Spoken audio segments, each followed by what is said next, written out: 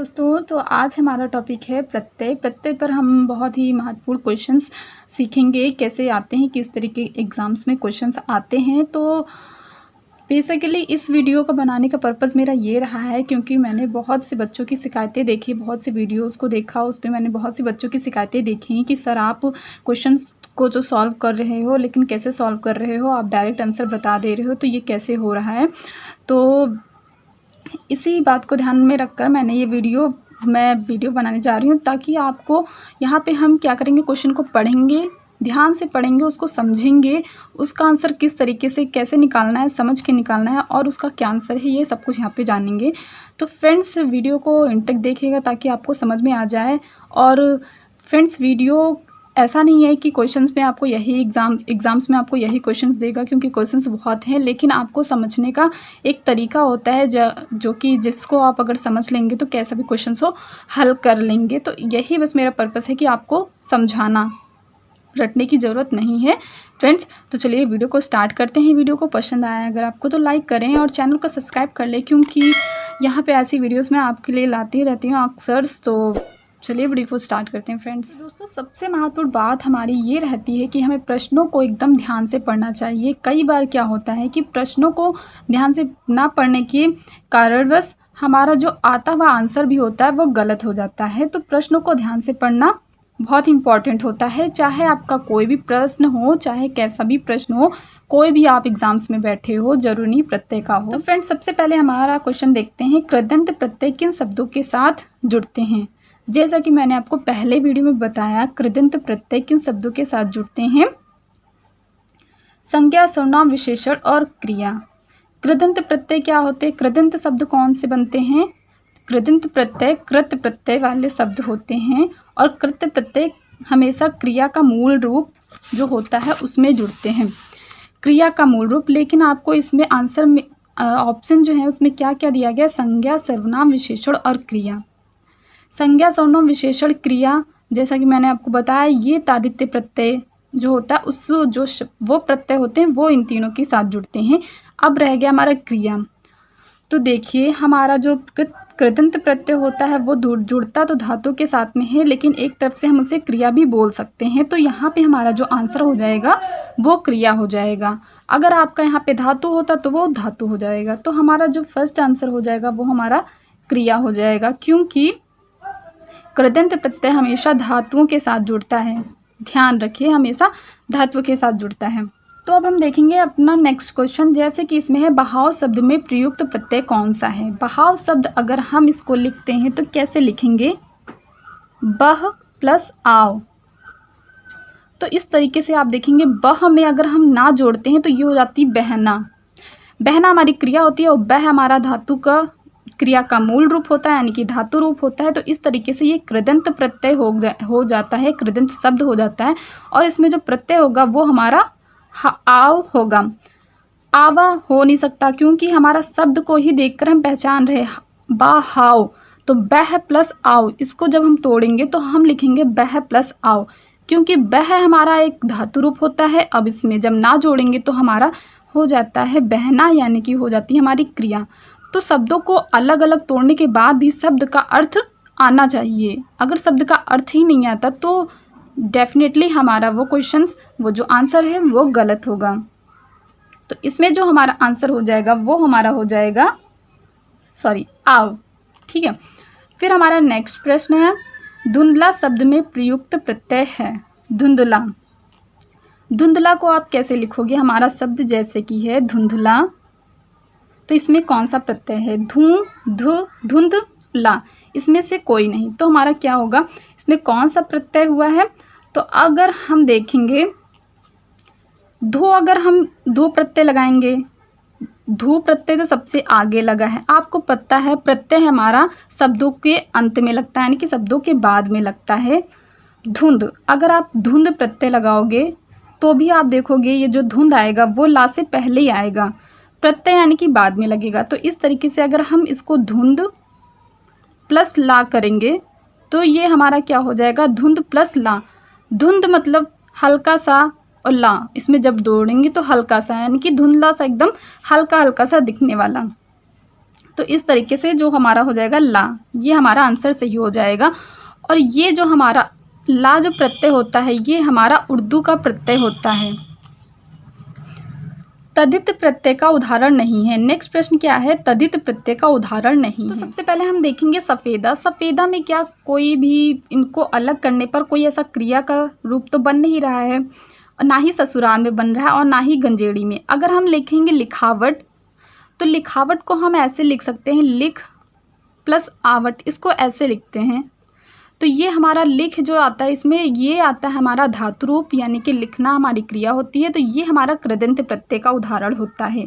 और ये जो सफ़ेदा है ये हमारी सफ़ेद से मिलकर बना है, सफ़ेद प्लस आ से मिलकर बना है। तो ये हमारा सफ़ेद जो क्या होता है हमारा ये होता है विशेषण। सफ़ेद जो होता है हमारा ये विशेषण होता है। इसी तरीके से जो ससुराल गंजेड़ी ये सभी हमारे विशेषण सर्वनाम में आते हैं। तो यहाँ पे जो लिखावट शब्द है ये हमारा कृदंत प्रत्यय है और ये तद्धित प्रत्यय का उदाहरण नहीं है। इसमें हम लिखते हैं लिख प्लस आवट। तो इस तरीके से जो हमारा आंसर हो जाएगा वो हो जाएगा हमारा लिखावट।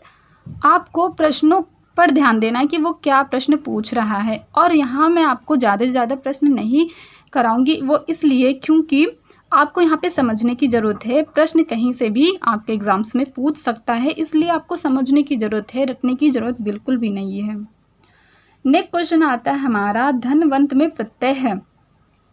धनवंत में प्रत्यय, जैसे कि आपको पता है कि प्रत्यय बाद में लगते हैं, इसमें आया उंत। अगर हम ये धनवंत को प्रत्यय इसने बोल रहा है तो प्रत्यय अगर हम अलग करेंगे तो ये धन व प्लस अंत लिखेंगे।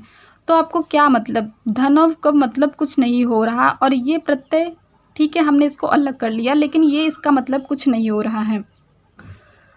फिर बात आती है आ।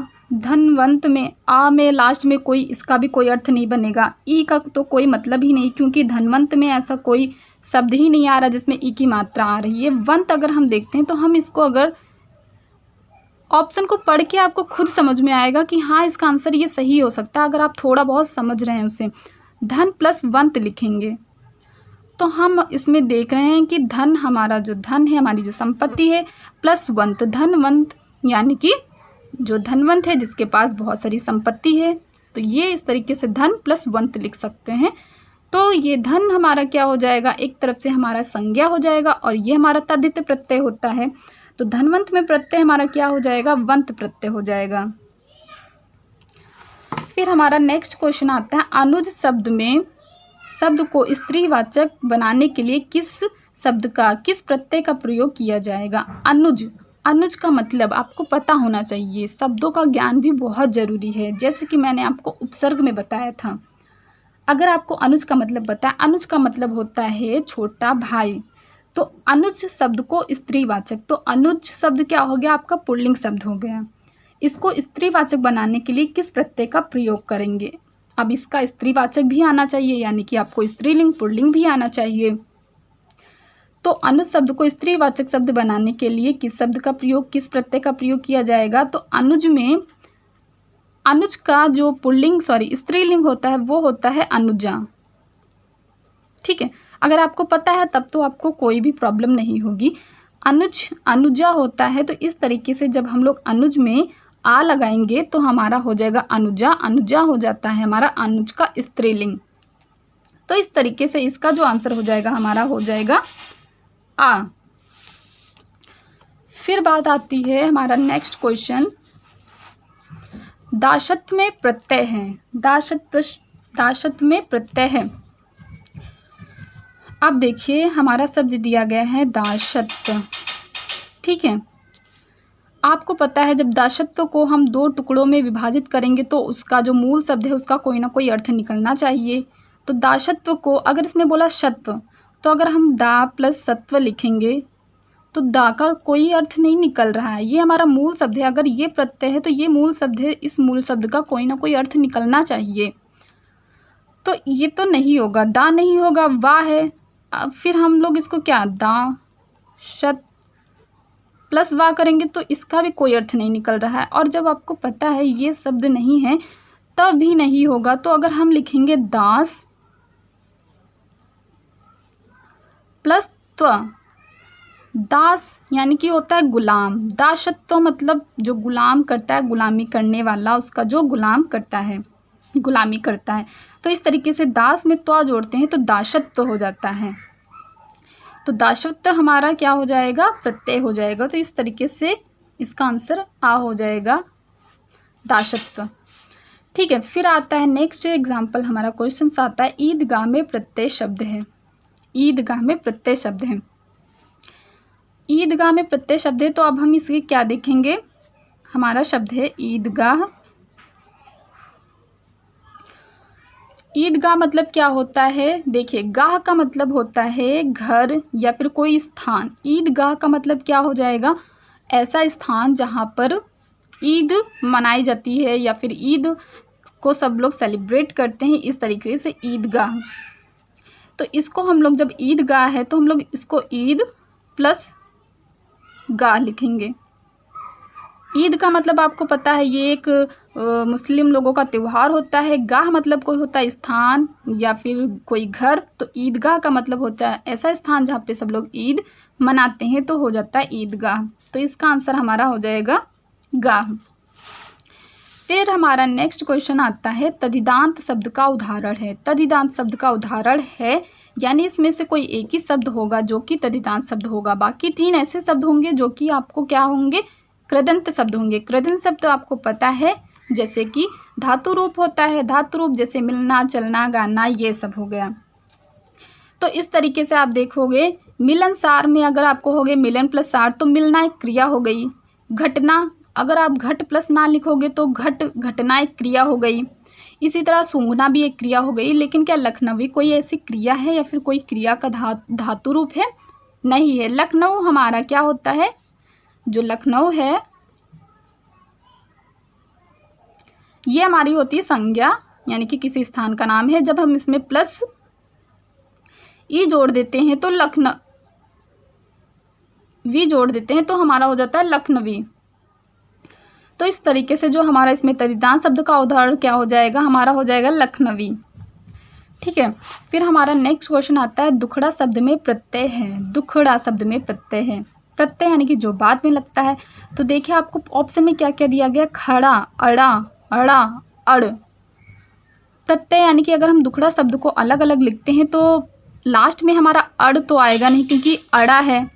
और अगर हम इसको खड़ा ले लेते हैं तो अगर हम इसमें दू प्लस खड़ा लिखते हैं तो दू का मतलब तो कुछ भी नहीं बन रहा है यहाँ पे। तो अगर हम देखेंगे इसका शब्द क्या बनता है, दुखड़ा से हम कैसे इसको मान लेंगे कि हमारा दुख है, इसमें अगर हम ड़ा जोड़ते हैं तो हमारा होते हैं दुखड़ा। दुख यानी कि वही हमारी परेशानी है, समस्या है। दुखड़ा वही जो हमारी परेशानी, समस्या, उसी से लेते हैं, इसका मतलब उसी से निकालते हैं। तो यहाँ पे जो हमारा आंसर हो जाएगा वो हो जाएगा हमारा ड़ा, क्योंकि ये दुख में जुड़ता है तब ये हो जाता है दुखड़ा। ठीक है, अब यहाँ पे 10 प्रश्न यहाँ पे मैंने आपको इसलिए करवाए हैं ताकि आपको अच्छे से मैं आपको समझा सकूं। और नेक्स्ट वीडियो में आपके लिए ऐसे ही और क्वेश्चंस लाऊंगी और ऐसे ही समझाऊंगी। एंड आई होप आपको समझ में आया होगा। फ्रेंड्स, यहाँ पे मैंने कुछ ऐसे शब्द लिखे हैं जो कि इसमें क्या होता है कि उपसर्ग और प्रत्यय दोनों ही होते हैं। ये कुछ ऐसे शब्द लिखे हैं, ये मैंने आपको इसलिए बता रही हूँ क्योंकि कभी कभी ऐसे क्वेश्चंस भी आते हैं, एग्जाम्स में आते हैं कि मतलब इनमें से कोई आपको 4 क्वेश्चंस दे देगा, आपको ऑप्शंस दे देगा और कहेगा कि कौन सा मतलब ऐसा शब्द है जिसमें प्रत्यय और उपसर्ग दोनों ही हैं। तो आपको कुछ ऐसे शब्द पता होने चाहिए, तो इसीलिए मैंने आपको लिख दिया ताकि आपको थोड़ा और आपकी नॉलेज बढ़ सके। तो फर्स्ट है हमारा अभिमानी। तो अभिमानी को जब हम इसको लिखते हैं तो हमारा जो अभी हो जाता है ये हमारा हो जाता है उपसर्ग, और उपसर्ग आपको पता है आगे लगता है, प्लस ये हो जाता है मान, और फिर हमारा आता है ई, ये हमारा हो जाता है प्रत्यय।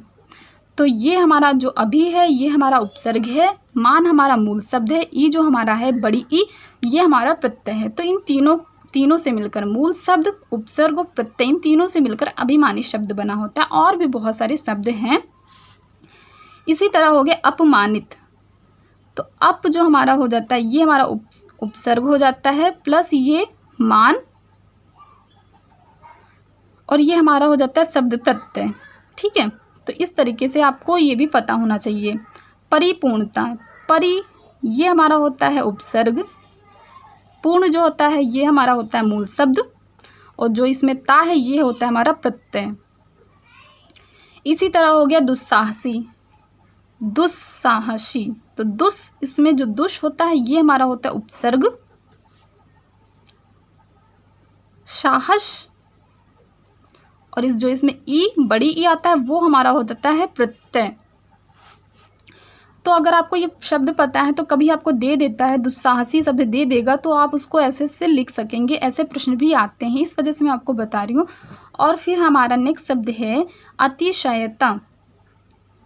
अतिशयता, अति ये हमारा हो जाता है उपसर्ग, जैसे आपको पता है अति से और भी शब्द बनते हैं, अत्यधिक। फिर आता है हमारा शय, फिर आता है हमारा ता, जैसे कि आपने ऊपर देखा परिपूर्णता, अधिकता, इन सब में जो होता है हमारा ता प्रत्यय होता है। फिर हमारा आता है प्रलयकारी।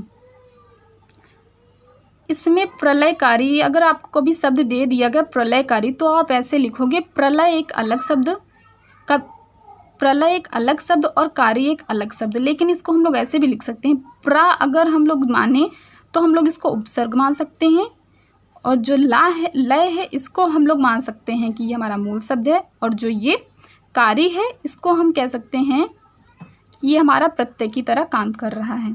हालांकि हम इसको ऐसे भी ले सकते हैं प्रलय प्लस कारी, जब अगर उपसर्ग की बात नहीं करेगा केवल प्रत्यय की बात करेगा तो हम इसको लिख सकते हैं प्रलय प्लस कारी। ठीक है, फिर आता है नियुक्ति। नियुक्ति में जो हमारा नी है ये हमारा उपसर्ग है, युक्त, युक्त हमारा मूल शब्द हो जाएगा। जैसे कहते हैं ना ये इसके युक्त हैं, यानी कि इनके लायक हैं, तो युक्त हो जाएगा। और ये हमारा इसमें छोटी ही रहेगा, छोटी की मात्रा है तो छोटी ही रहेगा हमारा प्रत्यय। ठीक है, फिर आता है निर्दयी। इसमें निर्दयी जो हमारा निर है ये हमारा हो जाएगा उपसर्ग, जैसे निर से और भी शब्द होते हैं, जैसे कि निर्गुण हो गया, इसी तरह हमारा निर्दयी हो गया, तो हमारा निर है उपसर्ग। फिर ये हमारा शब्द हो जाएगा यहाँ पे दया हो जाएगा, और ये हमारा हो जाएगा बड़ी ई। तो इस तरीके से ये हमारा हो गया प्रत्यय। तो यहाँ पे कुछ ऐसे शब्द थे जो कि प्रत्यय, उपसर्ग और मूल शब्द तीनों से मिलकर बने हैं। हालांकि इसको हम लोग अभी प्लस मानी अभिमानी कर सकते हैं, लेकिन कुछ तरीके से इसको हम लोग ऐसे भी कैटेगराइज कर सकते हैं। तो फ्रेंड्स, एंड आई होप आपको ये वीडियो समझ में आया होगा, और अगर कोई ऐसा क्वेश्चन है, ऐसा कोई प्रश्न रह गया जो कि आपको समझ में नहीं आया है तो आप बेझिझक मेरे से कमेंट करके पूछ सकते हैं। और अगर आपको ऐसी नेक्स्ट वीडियो चाहिए तो प्लीज़ आप कमेंट करिए, मैं आपके लिए ऐसी वीडियोज़ और भी इसमें जो टफ से टफ क्वेश्चन होते हैं वो लाने की कोशिश करूँगी। तो फ्रेंड्स चलिए मिलते हैं किसी नेक्स्ट वीडियो में।